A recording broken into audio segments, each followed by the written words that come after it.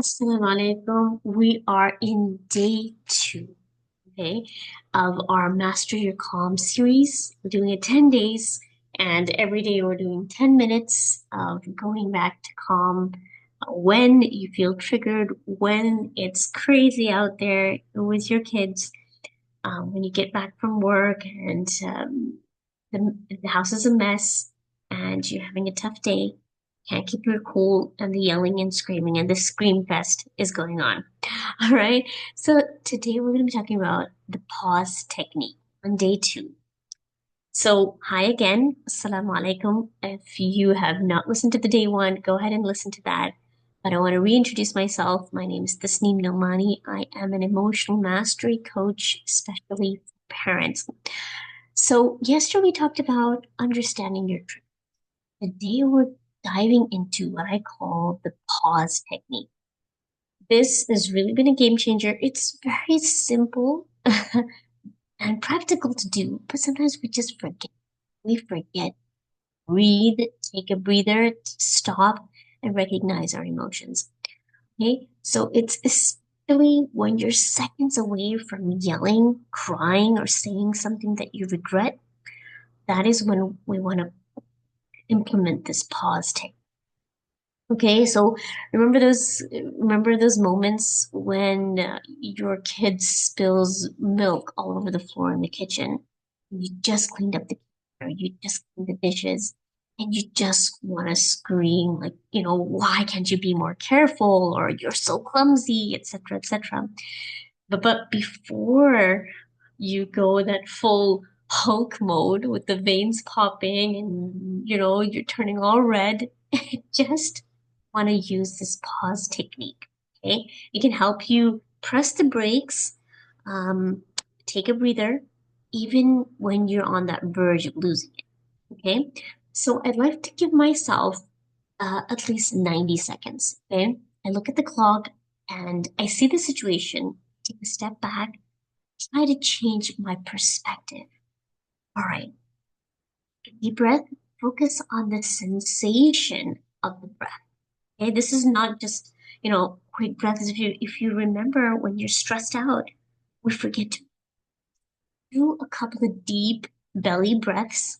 You're gonna put your hand on your tummy and you're gonna feel that air go inside and exhale. Slow inhale, slow exhales.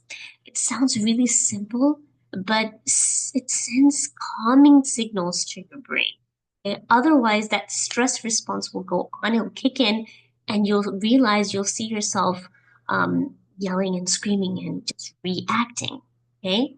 So you can also use a quick mental script. Okay. In that moment, you don't want to say something to yourself to really calm down. Something like, this isn't the end of the world. This is an emergency life death situation. I can handle this. It was an accident. They were innocent, or they are innocent little kids. And, I'll look back at this and I'll laugh at the moment. Okay. So these little reminders can reframe the situation. Tell yourself, I am in control of my emotions. And this really helps change the perspective and changes. It helps you go from reactivity to before responding. Okay, you want to respond, not react. So, you can tell them, I understand that you spilled the milk, that you were in a hurry or you were being clumsy or whatever it was. You want to help clean it up with me? Okay. Make it fun for them. Let them use the sponge, let them clean it up with a mop, whatever it is.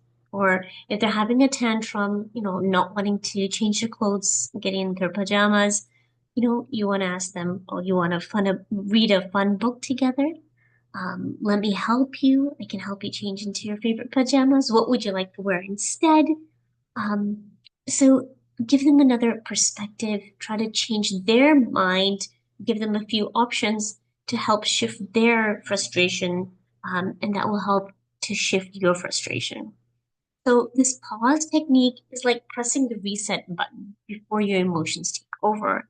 And trust me, it's not about being perfect. And I know it won't happen automatically if you're living on that autopilot mode of, reactivity every time in the morning when the kids are not getting up, for example, and you just start screaming and start yelling, oh, it's getting late, and you guys do this every day, and it's become a routine. And they're so immune to hearing you scream every day that they stop reacting. You've trained them to hear you scream in order for them to react. You know what I'm saying, if you understand what I'm saying. Okay?